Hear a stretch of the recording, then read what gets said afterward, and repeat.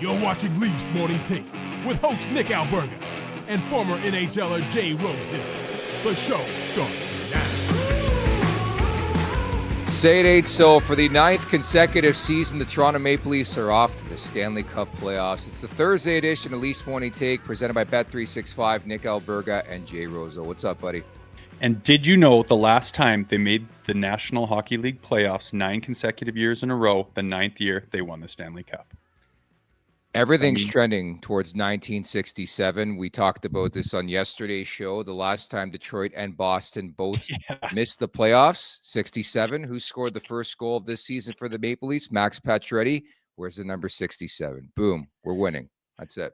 I don't know if there's anyone that could be, would be, should be superstitious about that kind of thing. You'd think, why not the Maple Leafs? I mean, they've been dicked every way you can think of, upside down and any other way, for years and decades and decades. If you want to look into that kind of thing, why not the Leafs, baby? There's lots of things pointing that direction. I mean, you see the Cats are kind of falling off. Their division's not what it once was. I don't know, man. It could be. It could be.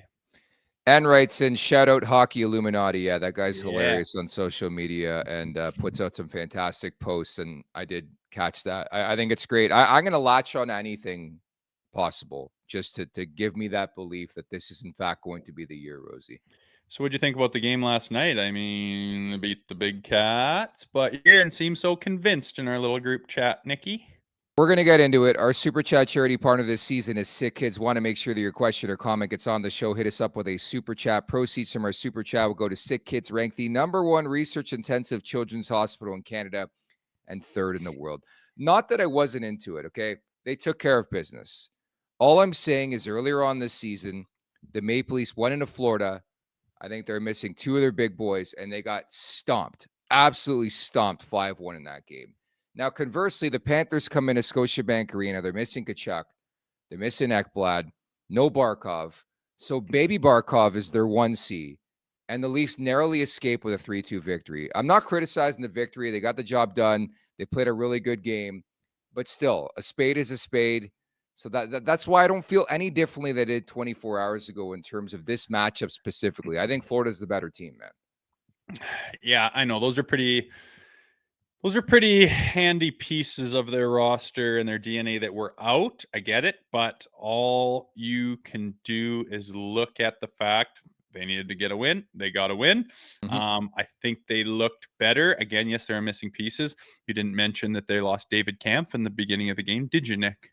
No, I didn't. And Jake McCabe didn't play the last 110, right? That actually scares me. I don't like that. Well, it's nothing, I'm sure, but I don't like that's the one thing that could derail this season. I mean, we finally have everyone healthy. Like, you see Pappy banging the body last night. Like, why are you he's like 6'3" or 4, isn't he? He's not small. Like, who cares if you're big if you don't use it?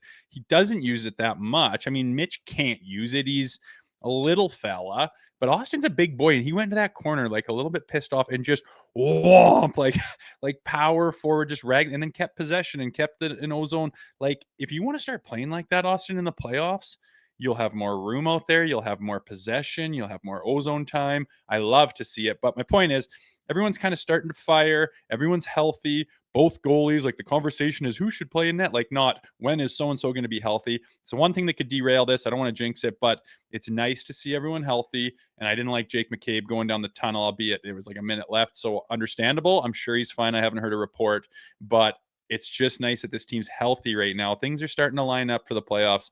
I hope it stays that way. Love the optimism from Rosie on this Thursday in support of Sick Kids. Eric Sutton, thank you so much for the Super Chat. Great show, boys. Rosie's a beauty. All right. Yeah, we're feeling good. Again, there's a lot of optimism. We're feeling positive. They took care of business. They're 4 points up on Florida, 3 points up on the Tampa Bay Lightning. And as mentioned, man, we're talking about 9 straight seasons of going to the Stanley Cup playoffs. But for me, it just symbolizes the playoffs are close. Like, what we start this podcast, in early October. And what do I always say? Just call me up when it's the playoffs. You're about to call me up, and it's going to be the playoffs. I can't believe that, dude. We were just talking about training camp. Remember Pacioretty and the PTO and just kind of like putting the pieces together, like Craig Berube. It was just not long ago, man. Time flies, especially as you get older. But I can't believe we're looking at, right down the barrel of the playoffs. it's very exciting. 9 years in a row, one series win to show for that. I am going to put money down that continues to build as far as series wins this season. Okay, I don't know where you're going with that. I didn't word it very well, but they're I just think they're going to get to the Eastern Conference Finals, man. I don't know. I think they're finally done. Like the maturity, their experience in the playoffs, they've pussyfooted around, and I really don't think they like the results. I think they're ready to be like, and like again with Pappy, throwing the body and getting a little bit pissed off. Like, yeah, boy, that's how you play in the playoffs. We will see. There are some people in their way, no doubt, and I know that wasn't Florida's full roster last night. But they're in as good a position as they have been in a long time, I guess is my point. I'm clipping that though, because if you recall the last couple of years, I'm like, this team is different. 2 years ago, they got the O'Reilly pickup. I'm like, this team is different. Granted, that was the best version of this roster, but I'm just gonna sit back, relax, and just watch. But I think you're right. There is reason for optimism for a variety of reasons. Among them is something we'll get into today is the goaltending. I thought Stoley was great last night. The fortified back end, like they're better equipped to play in the Stanley Cup playoffs. It doesn't necessarily mean it's going to translate to the playoffs, but I feel better knowing they could play that style in the playoffs. Yeah, there's just little things that look different that's hard to put on paper into words, but that very well could have been, they started hot and they had some big chances and Bobber was being Bobber and it's like, oh, you're going to get goalied. And then, Florida scores and it's like, and then they're kind of getting peppered a little bit and the tides turn. It's like, oh, here we go. Like what are we going to talk about tomorrow? Mm-hmm. But then two big saves from Stoley, go down the other end, boom, we bang one on. And then the Cats are the one that are like, oh, kind of stunned, right? Like that's the kind of thing that they just haven't got. It's always been predictable of too little, too low, too late, a dollar short everywhere, getting goalied, out chancing them, but just don't score the goal. And then after 5, 7, 8 minutes of constant pressure and peppering in their end, one gets by in theirs, and then the whole wind is out of everybody's sails, that kind of thing. And I just have reason to believe that there's a little bit of different feeling and vibe and maybe some bounces, and Lord knows they could use them in the playoffs, but I just can't wait to get going with the playoffs and see who we're playing. Big game tonight, by the way, to watch is Tampa, Ottawa. That'll be a nice one to watch as a lot of ramifications going on around that one. I'm on Ottawa, by the way, in that game at plus money. Our Bet365 segment, last call, is coming up a bit later on. In support of Sick Kids, Eric Martin, thank you so much for the super chat. Last time the Leafs won a cup, both Boston and Detroit missed the playoffs. Yes, that is the big thing that we're latching on to in this market right now. Illuminati stuff. I like it. Yeah. Like it. We'll take whatever we can get, man. If anyone could be wonky about that stuff, why not the Leafs, man? It's us. Yeah. It's like magic what's been going on for the last 50 some years. So I like it. Oh, we have seen it all. We have seen it all. So if I want to latch on to something like that, as crazy as it is, I'm going to latch on because we have seen it all at this point in time. Speaking of which, I know I mentioned on yesterday's show that I had been hearing that April 19th, the Saturday, would be the start, game one, and then April 21st would be game two. The bit of a pushback yesterday by a couple people over at the league. So we'll find out, I think, get clarity over the next couple weeks, but I've heard mixed sort of reports on that front. Nevertheless, it would make more sense to start the Monday, but regardless of when they're supposed to start, I just want this team to start on time and with home ice too. Yeah, there's a chance they could start really soon after a lot of people's last game. You'd think they'd want to start on that Saturday, but I know they've started weekdays before. Yeah. We will see. It doesn't matter. Ultimately, if anyone's getting rest, everyone's getting rest. It's going to be what it's going to be. And I think with hockey fans and what's going on this year, doesn't matter if it's a Monday or a Saturday, people are going to be tuning in for day one. Again, like I've said, one of my favorite days of the year is opening night when you just click in the channels watching the carnage, man. Everyone's so horned up for playoffs. There's this big buildup. The preparation's kind of over. The coaches posturing and mind games and bag skates and just all the bullshit. It's all over, and it's like, okay. And then all this, like, everyone's outlook just kind of changes. Like they roll out those hoodies and hats and there's a fucking logo or their statement on it. And it's like Stanley Cup playoffs 2025. And it's just real bullets and everyone's on the same page and everyone gets so horned up. They go out there and they're hitting everything that moves and they're trying to win the cup in the first period. It's unbelievable. I can't wait for it. By the way, we got playoff tees coming your way. We're working on sort of the dynamic behind that, but that's coming very soon. Last year we were bleeding blue. We're going to do something a bit differently this year. We're not going to give away what it is, but that's going to be released soon, and you for sure should pick that up. I know, and we had our hand in designing it this year, so it's hopefully will be a little bit cooler than ones in the past. We think they're ones that we're going to go forward with, so can't wait to get those. You don't want to bleed blue this season? I don't want paint to drip off my shirt this season. Hey, if you have a background in graphic design or art, give us a call.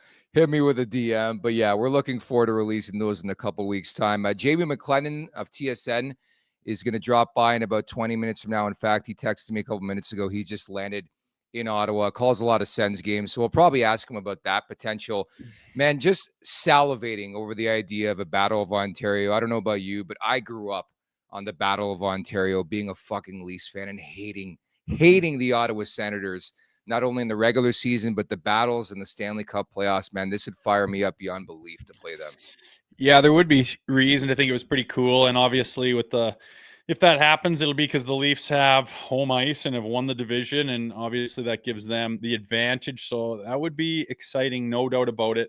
The other caveat in that is the two Florida teams, you got to think they'd be going to war, battling it out. A lot of animosity there with the success both teams have had in the recent past. Be awesome to see them battle it out, and who knows what they're going to be feeling like coming out of that. But you got to get by the Sens first. I know we look better than them on paper, but something tells me that would be a battle with the Tkachuk. One of the Tkachuks leading the charge, man. Again, I've said it before, I would build a team around Brady Tkachuk. I think that's what kind of leadership and playoff performing style he has. It kind of scares me, but I think they're up for the task. Screw it. You only get one go at this thing for sure. And also can't forget the Montreal Canadiens too. They can find a way to pass the Ottawa Senators. So a lot of moving parts over the next couple of weeks at the Leafs Nation 401 on YouTube. Hit that like button, hit that subscribe button, Leafs Morning Take wherever you find your podcast. Make sure to leave us a 5-star review. And don't forget to visit theleafsnation.com. Think you know hockey? Play Sobeys My NHL Picks weekly for the chance to win big prizes like a trip for four to this year's Stanley Cup Final. A new slate of games opens up every Thursday from now until the end of the regular season. So download the Sobeys app and start playing today for your chance to win, as you'll see on your screen in mere moments. My video of my picks for this week. I like St. Louis over Pittsburgh to start. They've won 10 in a row. Braden Shen, our boys, doing great things over there. How are your picky picks doing lately? Still hot? Full disclosure, I forgot to submit my picks last week, but I'm about like 3 or 4 to 5 every week. I can never go 5 for 5, man. It sucks. Got to set a reminder in your phone like I've done in the past and stay up to date. Yeah, it's hard picking, man. It's tough, but that looks a lot like a lot of fun. I might get involved myself. So the Maple Leafs have won 3 in a row and 7 of the past 9, now 24-13-1 on home ice, and they finally pick up that elusive victory against the Florida Panthers. Again, harping off what we said off the top of the podcast today, they took care of business. That's all I care about. They got the 2 points. The Panthers got no points. You move on here. Yeah, I noticed the big boys shining. Like I mentioned, Austin already. Mitchie was doing Mitchie things out there, no question. JT in on it. That guy is just out of control. My only thing is like, what are you gonna command in the open market? We were gonna re-sign you for a nice, healthy little $5 million, and it would have been nice and easy. And now, who knows what that's gonna look like? And then Willie last night, like, just dishing. He's dirty. He's so dirty. Matthew Nyes gets involved. That first line was unreal. Their record when Nyes scores is ridiculous. So if that guy can be a little clutch playoff performer, you know what that'll mean. Lots of reasons to be excited last night. Stoley again just reinforces himself as the starter in my mind. And it was just nice to see. Again, it's not like they blew the doors off the Cats, but in this league, again, you mentioned like the 5-1 drubbing or whatever. You could go and pick apart the Florida Panthers all day long and talk about how they've lost to, you know, the Anaheims and San Jose's and Columbuses and Chicago's of the league all year long. They've got a terrible record. Like, what does that mean? Are they terrible? Like, no one cares because they're down in Florida. But you got to pick Toronto apart because they didn't smoke the Florida Panthers. They only just beat them. Like, get out of here, man. A win's a win. I try this time of year not to pick it apart in such detail just because they're the Leafs. Look at their numbers, man. The numbers you just rattled off are ridiculous. They're in a good place. Yeah, I'm not picking them apart. I'm just stating the obvious. Like, they're missing 2 all-stars and a really, really steady top 4 defenseman, okay? So you better win that game. I They never almost said you're didn't. picking them All I'm saying. apart. I You just said did. You I'm said you not gonna just said pick up. I'm not picking No, them I said apart. I'm not gonna pick them apart. I didn't say anything about you, Mr. Sensitivity. I'm But not sensitive. I'm just I get saying. what you're I'm saying. just It being makes yeah. sense. I would have Yeah. rather certainly won that game with those guys in the lineup. I get it. Yeah. But every time they do something well, it's got to be with all these caveats and all Mhm. these like twisted, like, fuck, a win's a win. Every other team in the world just gets a win. It's a win. The Colorado Avalanche gets a win. Oh, they beat the Dallas Stars. That's pretty sweet. Oh, well, they didn't have Heiskanen. Like, fuck, just take a win, baby. That's what I'm doing. Like it. The most encouraging things for me, everything you just mentioned, there's a lot of positives. Obviously, you win the game, but that's a sidebar for me. Anthony Stolarz, I think, proving he can play in that big pressure cooker moment. His career high 17th win, 29 saves. He made some big stops. Like after surrendering the 1-0 goal, I think he stood on his head. Like you need saves at, it's a timeliness of saves. And again, we have Noodles coming up in about 15 minutes right now. I thought the timeliness of a lot of the saves by Stoli last night, impeccable timing. Yeah, for sure. We've talked about it like in the past with the goaltenders they've had, whether you want to go back to Campbell or to Samsonov or who, but last night Stoli, you could just again, it's like 2 saves where the momentum's up for grabs. It's like a tie game. You're not sure who's going to pull ahead and then be able to, protect the lead. And there's a fast break or an odd man rush or someone finds a lane and they sneak in. Whoa! And that would be back of the net. Restart. Now we're behind the 8 ball. Now we're scratching and clawing. Can we get this tied up before the buzzer and see what we can do in overtime? That's the story usually because that goal gets in. Now Stoli kicks it out. He does that. Like all you got to do is do that twice in the middle of the game, in the third period, wherever it wants. It's just like 2 big saves, maybe 3. And that's the difference. And that's what Stoli's been making all year long. It's the difference between winning and losing. The margins are very thin. And at the goaltender position, it's everything. And that guy has just, I mean, if you don't believe in Stoli right now, then you're just a hater, if you ask me. He has been doing it since training camp. He's battled back from an injury. He's held down the fort when Wool was injured. And you can count on a hand how many, dropped games he's had. He has been the model of consistency, and he did it again last night. It's awesome to see. And I can't, overstate how important that is in a game like that. It was the difference. It's very refreshing tuning into a Maple Leafs game and not even thinking about the crease in a Yeah. negative way, where it's like, I know the guy's going to make the saves. He's going to make some big time stops throughout the game. And it's a really cool feeling, man, because even dating back to the Samsonov era and previous guys, and even Freddie Anderson for how good he was, during his duration and a tenure as Toronto Maple Leaf, like just the fact of the confidence, I love that aspect where it's not even a thought in my mind going into a hockey game. Yeah, his confidence is contagious, right? And it's the same on the bench and on that roster, like you're not panicked every time a guy gets a step on a D-man or, Mhm. a D-man winds up from a big point shot or, you see a cross crease pass. It's not like, no, because you just have no faith. It's like, yeah, whatever. Just get a hold of that loose puck once he saves this. It's just this confidence giving play out of your goaltender that everyone needs. And I can't say enough about it, but you feel that on the bench too. You feel that within the team when you have a guy back there that holds down the fort day in and day out with consistency. It's not like you just rely on and say, screw it, I don't have to do my job. He's doing his. It's inevitable that there's going to be those chances against, and you just don't get as tight about them anymore because he's proven time and time again he's going to be there to help. I will forego the massive caveat that's named Alexander Barkov, but it was huge for me to see Austin Matthews and Mitch Marner do their thing in crunch time at a pivotal time in that hockey game where they took over the game, quite frankly, in the third period. You love to see that. Marner scores the big goal, the great pass to Nyes on the breakaway that ends up being the game winner. That's excellent stuff right there. Yeah, and I mean, you could argue like, Bennett and Marchand and these other guys, Reinhardt could take over and but they weren't really a factor. Our guys were. Mhm. And I know they didn't have their full complement, but they had enough pieces there that could have been the story of the game. They weren't. They just didn't have enough to penetrate in any ways. And the layers that we have from our forwards, our D, our Tendi, just didn't allow them to be the factor in the game. And our big boys were. I mean, if it wasn't for Bobber, that could have been a 4-1 game. You know, it could have been a bigger spread without question. But you have Bobrovsky in there, and he played damn good, if you ask me. So it's nice to see the Leafs outshining the Florida Panthers. It's not something that we're used to. And I know that not everyone's ready to give them their flowers, and I'm not really doing so either. But the story of the night was not anyone on the Florida Panthers. It was all kinds of individuals and the guys you want to see it from on the Leafs. And that's a good sign this time of year. They're starting to, all we've talked about is them hitting their stride going into the playoffs. So far, that seems to be what they're doing.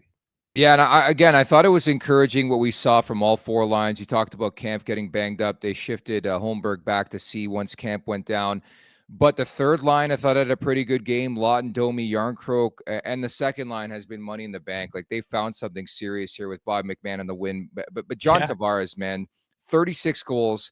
He's 4 away now from 40, 14 goals in the past 16 games. Dude, he leads the entire NHL in goals since the Four Nations with 15. This guy's on complete fire. Who would have thought that, man? Like, who would have thought that? Like, those numbers are just like, what? John Tavares? What's that? Everyone, he's got no foot speed and he's over the hill. And can he adapt to being a checking line? He's looking at 40 rips. Go look at the guys with almost 40 goals, man. They're high-end talented, oftentimes quite young superstars.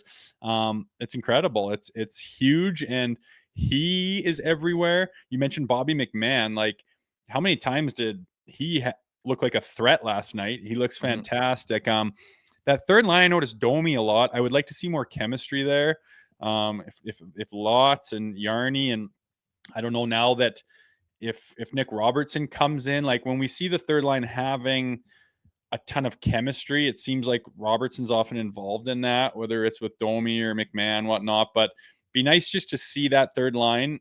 I know you mentioned them, but I would like to see more chem out of them where they're just a buzzsaw, like just cycling down low, feeding it to each other. Domi's such a disher. You can find those little seams and just get those peppering shots and chances and get the crowd into it, get that ozone time for a third line and bang and crash a little bit, forecheck it down. I want to see that. I would love to see some big time chemistry out of that third line, especially. We'll just see what happens over the next couple days with Kampf. Obviously, the Leafs don't play until Saturday when they host the Columbus Blue Jackets in the penultimate home game of the season. But I wonder if that opens the door for Max Pacioretty to make his long-awaited return to the lineup. And as an aside, like where would Pacioretty fit? It's not going to be on the second line. I know I've been banging that drum for a while. McMahon has taken that spot and earned it, in my opinion. So now you look at the bottom six. Do you see Pacioretty potentially on that third line with Lawton and Domi or something like that? I do. I think Yarny comes out. I do. I haven't seen anything that would negate that or make it seem like, no, you can't take Yarny out because of what he's been doing. Nothing stands out to me that says no. Again, I've been fairly adamant about Patches coming in and having a place in this lineup and then wanting him in. I think that's the right call. I think that's what will happen. Yarny could come back, put Lawton back at center perhaps and really mix things up. Then who's left wing, third line? It's interesting, but again, I've not put a lot of stock into the bottom six lines in the last couple of weeks for this exact reason. Patches is going to come and disrupt the whole thing, I think. And if you like what's going on, Robertson, and again, we don't know what's going on with David Kampf, if he's out or if he's going to miss any time. It's going to be interesting, but again, there's quite a few interchangeable parts in that bottom six, and I'm not super partial to any of them, except personally, Pacioretty, I just think is going to play a factor in the playoffs. Yeah, I agree. And it's funny because he's been known as a goal scorer his entire career. Of course, the former captain of the Montreal Canadiens. And ironically enough, we've been talking about Nick Suzuki all week, and Pacioretty's in that deal going to Vegas, and Montreal gets Nick Suzuki, as we know. But the physical aspect is what I'm salivating over, to get Pacioretty in that lineup to bang, which is kind of getting funny because he hasn't really been known for that style. And I'd love to interview Pacioretty at some point in time and find out what led him to play that game. Was it a simple conversation with Craig Berube that said, hey, if you want to make this team, if you want to be on this team, we needed to play this specific role? But that's been the big story for me with Pacioretty this season. So that's why I want him back in the lineup to play in the bottom six in the playoffs. Yeah, I don't even think he needed to be told that. He's not stupid. He He just has knows. played a Yeah. lot of hockey. He is a wily veteran. He can look at a roster and look at a situation. You're a man like that with the experience that you have, and you find yourself on a PTO. You're not dumb. You look at the situation and say, what do they need? And he goes, here's what they need. If I go out there and try to take Willie Nylander's job, how do you think that's going to go for you?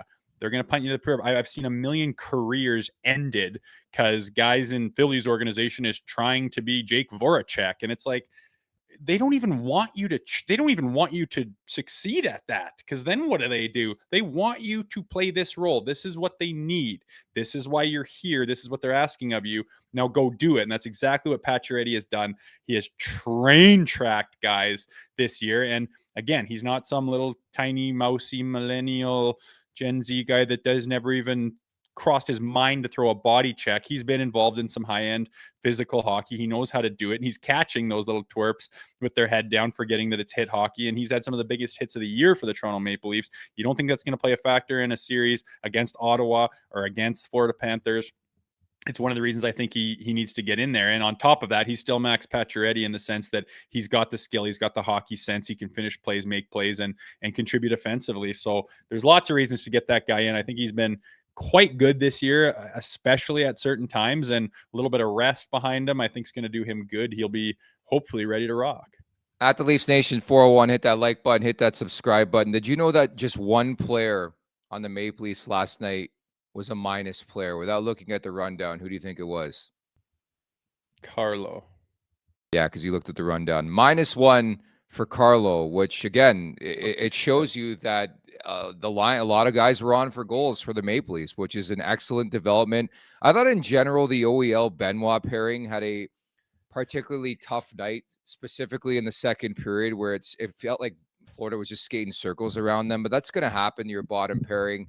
And I wonder at some point in time if Phil Myers gets another look. I don't know about you, and maybe you feel differently. I like the dynamic of a lefty and righty pairing. Call me Mike Babcock, call me what you want. OEL's played his offside quite a bit this season. But I wonder if Myers gets another look at some point in time down the stretch here too. Yeah, I hear you. I like Benoit. He's not, a top 3 defenseman. I get it. And you're going to get what you're going to get out of your bottom 3 or your bottom pair. Sometimes he stands out and I just love him. And then sometimes there's, he has a misstep and he gets beat here and there. I'm not worried about last night. It's one game where, that's going to happen to any player, any team in the league. It's nice that you can have a pairing of defensemen eating X amount of minutes, not have their best night, and it doesn't really change the outcome of the game. You still get a win, right? A lot of times you have that happen. It's like, well, we're just not good enough to cover those deficiencies, and those are just kind of bad teams. But if Myers wants in, it's got to happen soon. Last thing you want is to chuck him in during the Stanley Cup playoffs and just see. I would like, a game or two and see. And you want to talk to OEL too. And how does he feel about playing on his offside? Is it going to throw him off to go back to his strong side? It's interesting, but it's not something that I would be against if they want to throw that, into the mix to see how it looks and see what, give Myers a chance to say, are you ready to take the reins? Are you going to force our hand to keep you in for the playoffs? Here's your chance. I wouldn't mind seeing that at all. The margin for error is razor thin in the Stanley Cup playoffs. The one thing I will say, only 3 power plays in the game last night. I thought for the most part, the refs let them play. I thought it was a bad penalty by Holmberg late. Florida scores in the power play. Any concern the Panthers are now 50% on the season on the power play against the Maple Leafs? They're 5 for 10, Rosie. Yeah, you could kind of see that coming there with that. That was a snipe by Reinhart, man. That guy is a good player. There was some bombs last night. Yeah, I don't know. I didn't think did he even have 2 hands on his stick when he tripped over Pontus's stick there? Whatever. There was one right at the center dot where Nyes was this guy was water skiing behind him, and Nyes just somehow stayed on his feet, and that's kind of why the hand. And I was like, if you're gonna sell one, there's where you sell it right there. Every other player in the friggin' league would sell that and fall on his back and slide across center, and get the call. So I don't know. Yeah, I don't know if there's a reason for that. Penalty kill woes against the Florida Panthers, or if it's just an anomaly the way the chips fell with 5 opportunities or 10, 5 for 10. Yeah, 5 for 10. Yeah, it's not ideal. I don't know why that would be. They just seem to have scored on the power play in this year, whatever it is, what it is. But you certainly wouldn't want to, that to repeat itself if you're playing them in a series. And again, that's going to be a massive story when we tee up the first round as special teams in the power play. And that's been great for the Maple Leafs. They've been awesome, especially in the month of March. Just 0 for 1 last night. But you have to capitalize on your opportunities. And what I'm getting at is the Panthers seem to be able to do that.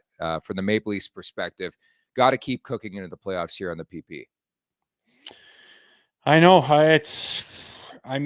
Last year you saw it. Like, how close were they to winning that series? Like, ridiculously close, and their power play was pathetic and abysmal. And I think, didn't we crunch numbers? 4.8% you're running the power play in that 7-game series. Like, that's like, go home. There's no point in even being there if your numbers are going to be like that on the power play in the Stanley Cup playoffs. And they were that close to winning that series with a 4.8% on the power play. Disgusting. So it's nice to see them rocking and rolling a little bit. I don't know what they changed. We started the whole beginning of the year talking about their abysmal power play numbers and how they couldn't get a thing going. They couldn't even gain entry, for crying out loud. Whatever it is, they've found it. The chemistry's there. And again, hitting their stride right before playoffs.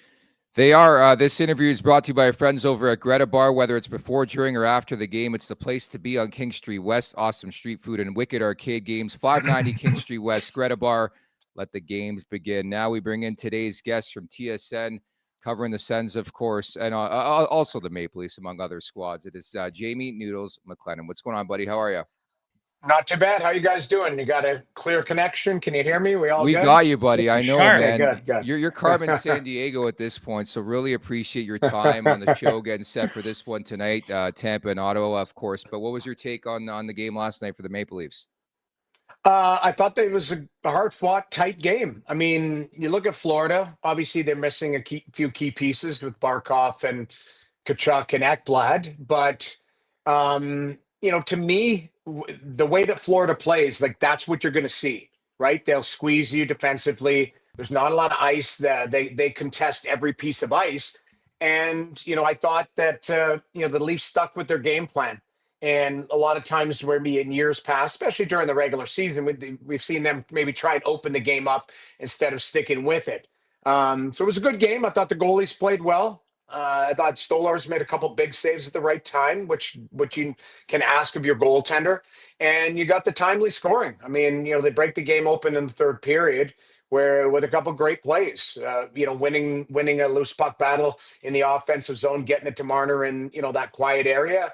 And then the pass to Nyes was a beauty. I mean, that goes over a couple sticks through a lane, and Nyes gets in. And yeah, listen, it hits the post, it goes off Bobrovsky in the net, but you don't ask how when it's in the back of the net. So it was a good fought game. They stuck with their game plan, and what they needed to was to show that they could at least beat them, in the regular season, because now you're 1-2 and you got them one more time, I believe, right? They got them one more time down in Florida.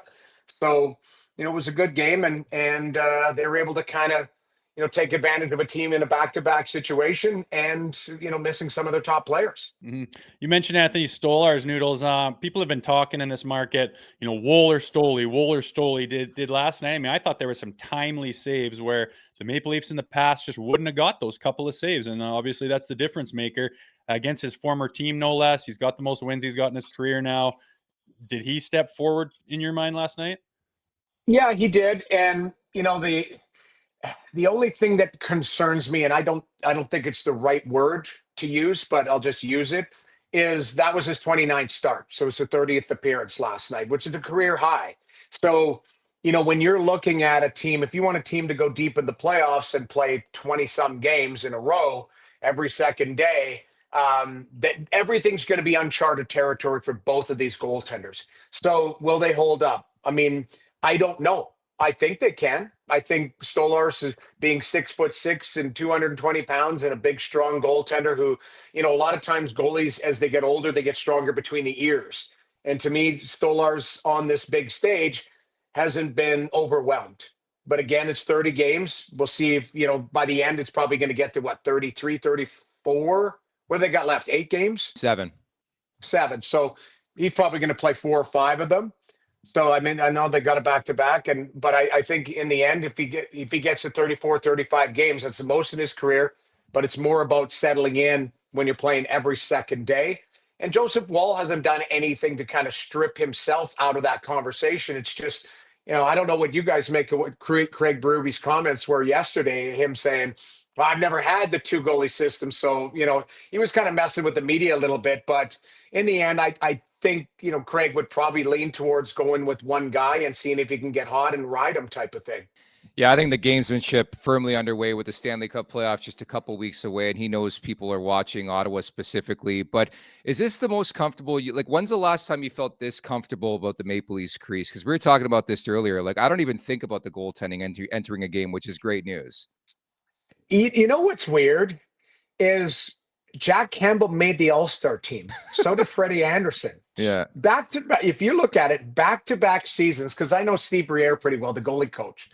It's not that I looked at the goaltending and was like, because in those years, there wasn't a problem during the regular season. You were like, okay, like Jack Campbell's on the All-Star game, and the same thing, Freddie Anderson was, setting career highs and wins and stuff like that. So you're kind of like, I looked at it differently because I think what you're talking about is having 2 guys at the same time that you can rely on, which we haven't seen that. We've seen one guy make the All-Star team, and then afterwards it's a question mark. What's going on with this guy? What's going on with that? And you're looking at depth. I think from a comfort standpoint, that's more what people are looking at is on any given night, you can get good goaltending because you've seen it all season long. There hasn't really been a huge dip. There's been a few pockets here where, when the team has struggled, they've struggled and vice versa.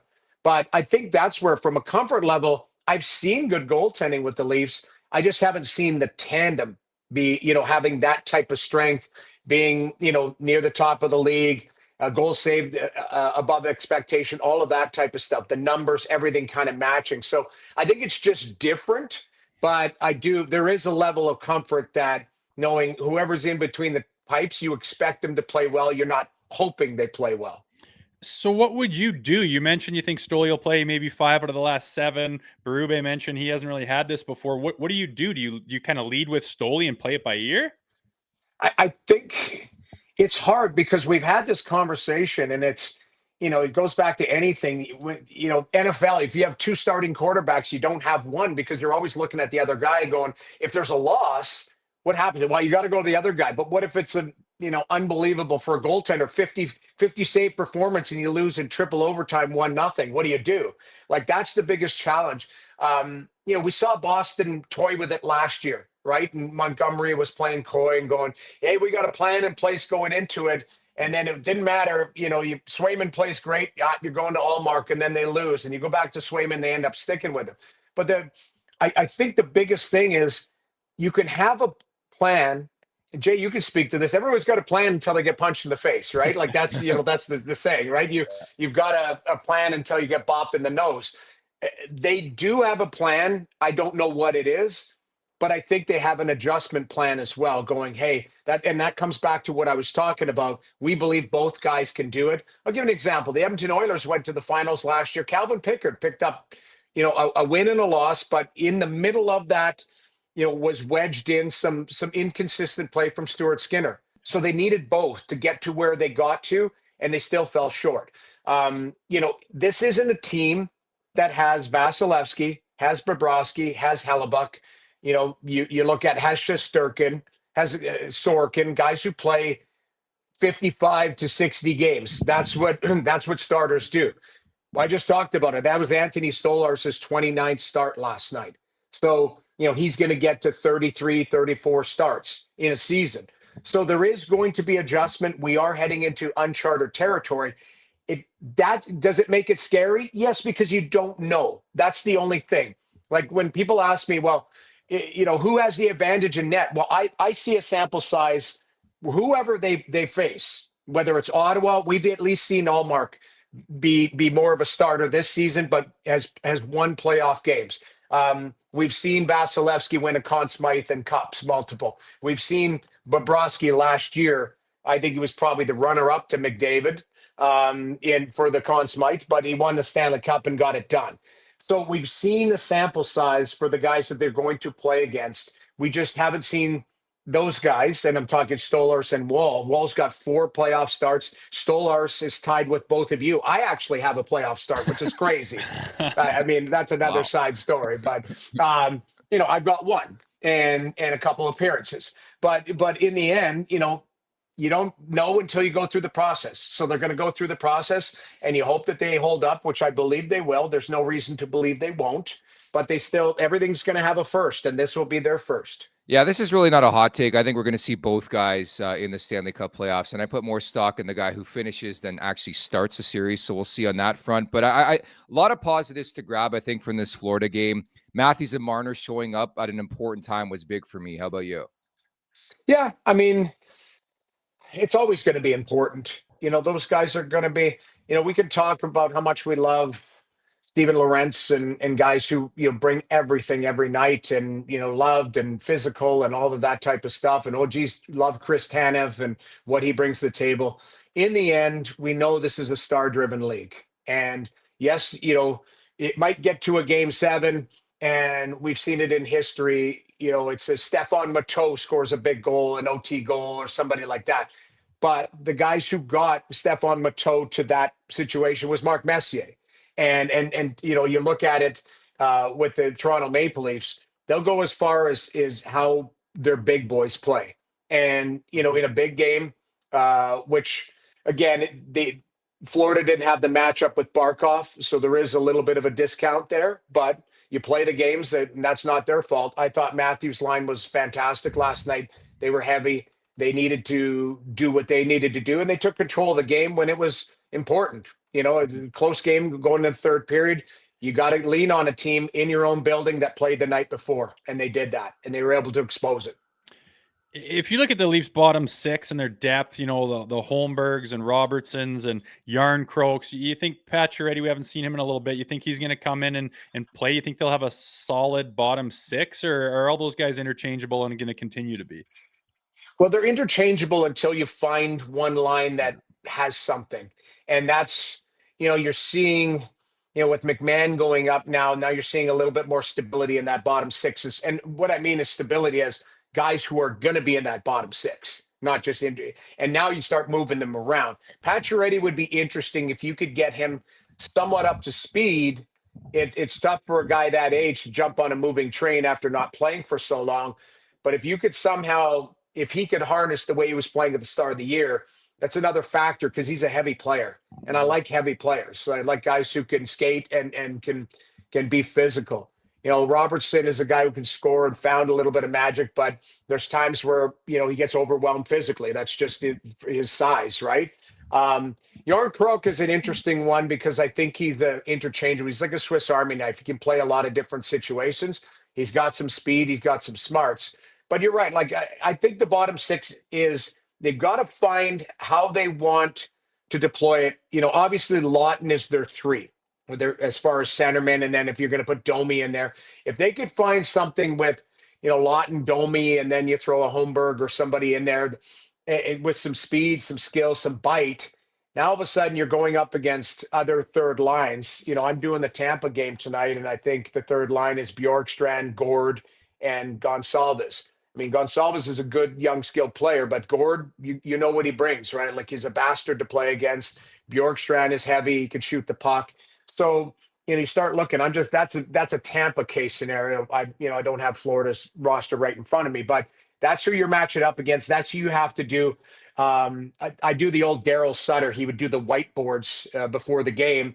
He would say, "Do your matchup. Third line, our third line's got to be better than their third line." And that's where you do that matchup, and you lay players on top of each other and say, okay, can Pontus Holberg be better than Oliver Bjorkstrand? That's the matchup, because really up the lineup there might be Matthews might cancel off Point and vice versa in a series where it's like, okay, who's going to be the difference? On a different night it'll be star players, but for the most part it might be your depth that challenges, or your goaltender, or something else. So that's why I love going to the whiteboard and just looking at depth charts and how they match up.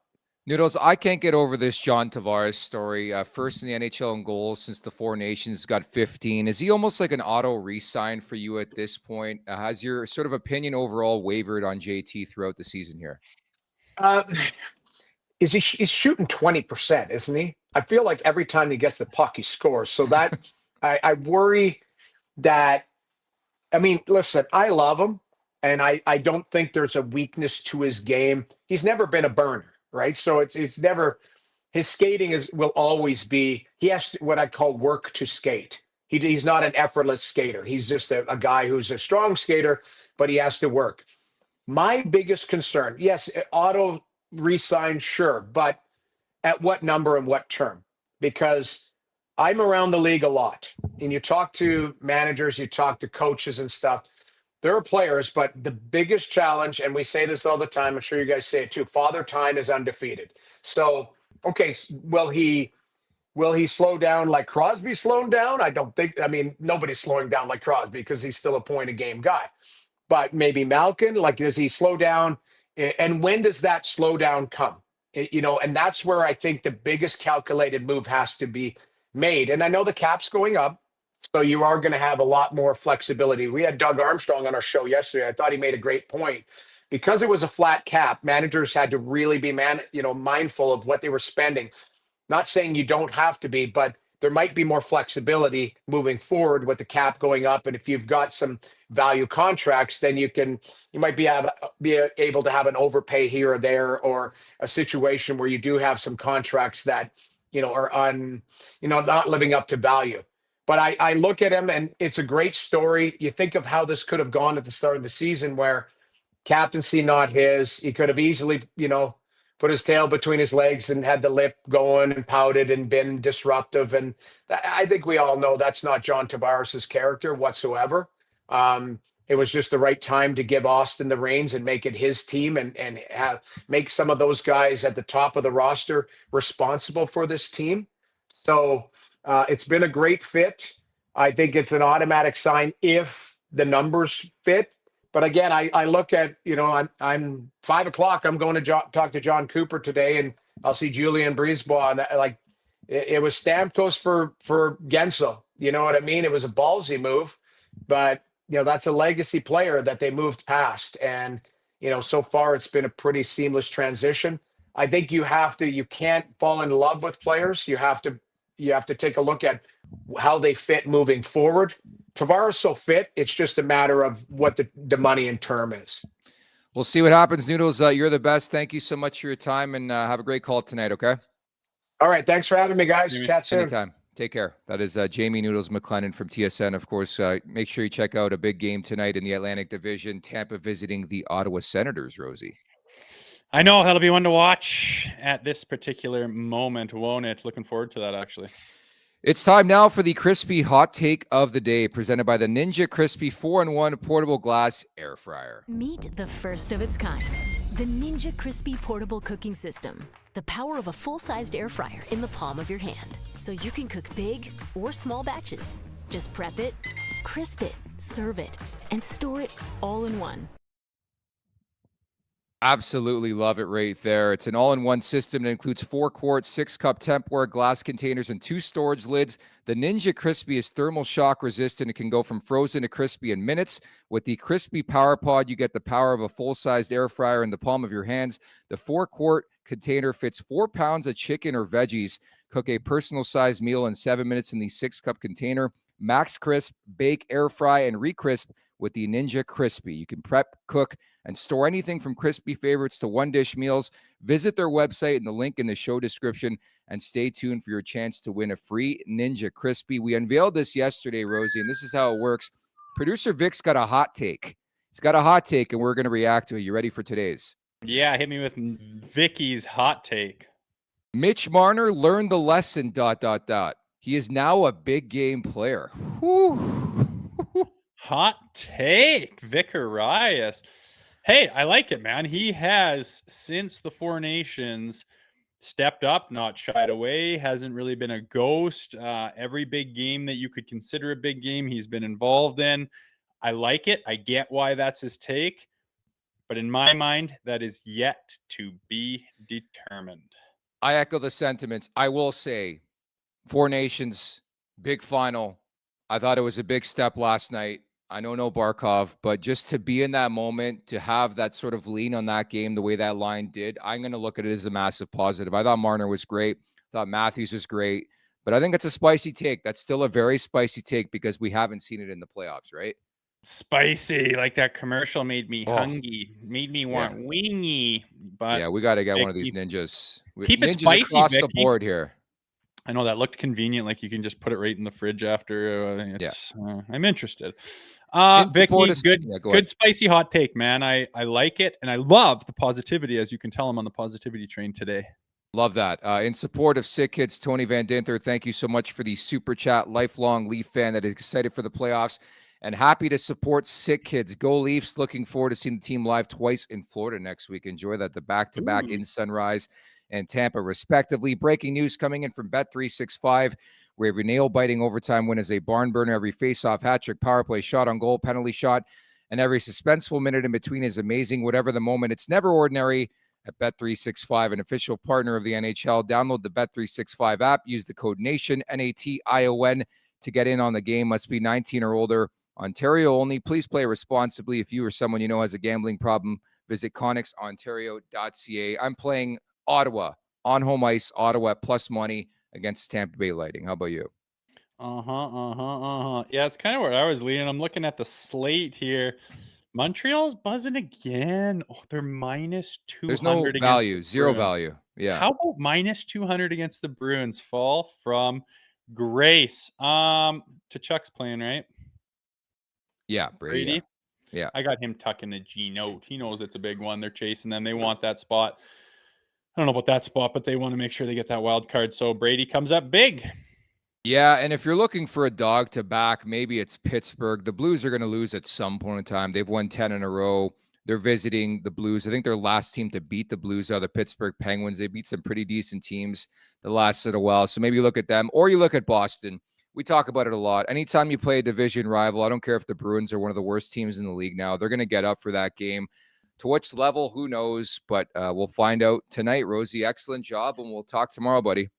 Time will tell. I have a reason to watch a game that's not the Leafs tonight, so looking forward to it. And coming up on tomorrow's podcast, we'll tee up a big one with the Columbus Blue Jackets, who are fighting for their playoff lives. Again, the penultimate home game of the season. Just 2 left, man. Like, time flies. Yeah, it's penultimate, you guys, so you got to tune in. You like that word? Pretty good word, eh? Sexy. Because of the penultimentation. So what does penultimate mean? The second last? Second to last, yeah. Neato. That broadcasting certificate is really paying off. Thank you. Appreciate that. Thank you to everybody in the chat at the Leafs Nation 401. Hit that like button. Hit that subscribe button. Leafs Morning Take, wherever you find your podcast. Make sure to leave us a 5-star review. Also, don't forget to visit theleafsnation.com. Thank you to Jamie McLennan. Thank you to producer Vic. For Jay Rosehill, I'm Nick Alberga. We'll talk tomorrow. Take care. Make sure to check out more of our content right here on the Leafs Nation YouTube page. We got long-form interviews. We got clips. We got epic rants by Jay Rosehill. We simply have it all. And don't forget, you can find out much more at theleafsnation.com. Thanks so much for watching.